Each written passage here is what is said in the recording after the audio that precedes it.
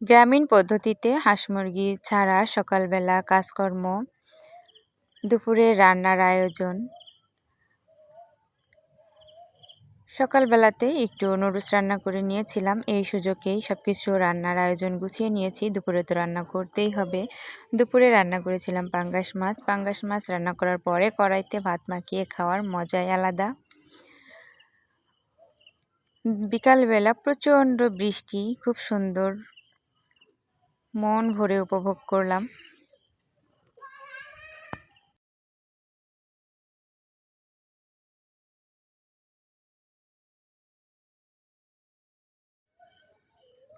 আসসালামু আলাইকুম, আমি নাজমিনারা। আপনারা দেখছেন নাজমিনারা ব্লগ। নাজমিনারা ব্লগের পক্ষ থেকে আপনাদের সবাইকে জানাই স্বাগতম।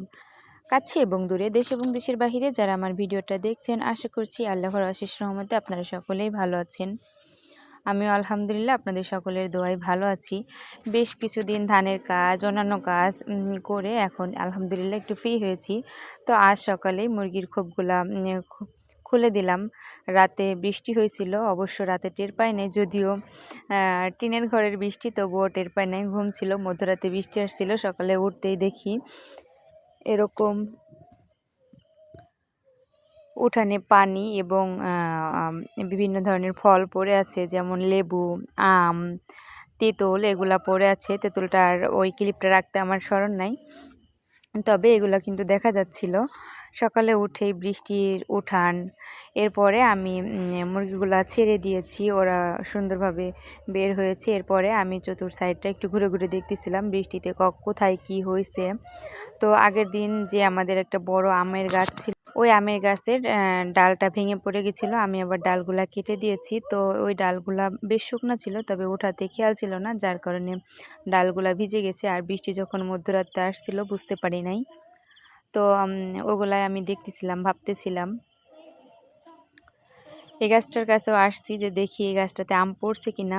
যদিও গাছের আমগুলাতে বেশ রং হয়ে উঠেছে, বাতি হয়ে গেছে, তবে কোনো একটা আম পড়ে নাই। মাশাল্লাহ, আমগুলা বেশ বোটা শক্ত জাতের।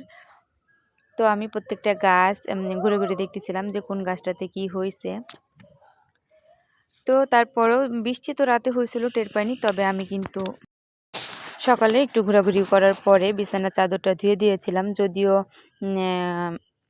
সূর্য ছিল না, মানে রোদ্দুর ছিল না, তবে প্রচুর পরিমাণে বাতাস হচ্ছিল। ওই বাতাসে আমি বিছানার চাদর এবং বালিশের কাভার ধুয়ে মেলে দিয়েছিলাম। তো বাতাসে বিছানার চাদরটা খুব সুন্দরভাবে শুকিয়ে গেছে। আসলে বাতাস থাকলে না 2-1 ঘন্টার মধ্যেই শুকায় যায়, রোদের কোনো প্রয়োজন হয় না। তো বাতাস যেহেতু ছিল, আমি সকালে কাপড়গুলো ধুয়ে দিয়েছিলাম। কাপড়গুলো ধুয়ে আমি মেলে দিয়ে তারপরে আসছিলাম রান্নাঘরে এসে যেগুলো রান্না করব ওগুলো সুন্দর করে গুছিয়ে নিয়েছি। আসলে না সব কিছু আগে থেকে গুছিয়ে নিলে রান্নাটা একটু সহজ হয়। তো সবজি কাটা, এক হাতে রান্না, বাটা, মাছ ধোয়া, যেহেতু দূরে যেয়ে কাজ করতে হয়, এ কারণে সব কিছু গুছিয়ে নিই। তারপরে অনেক সময় অনেকটা গুছানো হয় না। রান্নার জন্য পুঁই শাক, ধুন্দুল, আলু এগুলো কেটে নিয়েছি, মাছ ধুয়ে নিয়েছি। তার আগে আমি নুডলসটা রান্না করে নিয়েছি, যদিও খাওয়া হয়নি। তবে ভাত হওয়ার আগে নুডলস রান্না করে এরপরে ভাত রান্না করেছি। তারপরে হচ্ছে মাছ দিয়ে, পুঁই শাক দিয়ে, ধুন্দুল দিয়ে চচ্চড়ি করেছি, তেলাপিয়া মাছ দিয়া।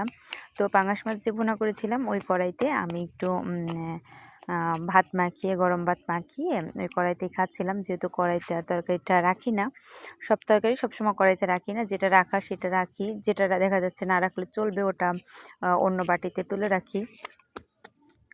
তো আমি তুলে রেখেছিলাম। এরপরে আমি কড়াইতে ভাত খাচ্ছিলাম। আসলে কেউ ছিল না, এই কারণে লজ্জা লাগতেছিল না। যদিও কেউ থাকতো তখন কিন্তু আমার বেশ লজ্জা লাগতো বা আনিজি লাগতো, তখন কিন্তু আমি খাইতাম না। কেউ ছিল না, যার কারণে কিন্তু এই সুযোগে আমি কড়াইতে খেয়েছি। যেহেতু আমি একজন বাড়ির বউ, খাইলে কিন্তু মানে লজ্জা লাগে, সে কারণে কিন্তু খাই না। তবে আপনারা কিন্তু ঠিকই দেখেছেন।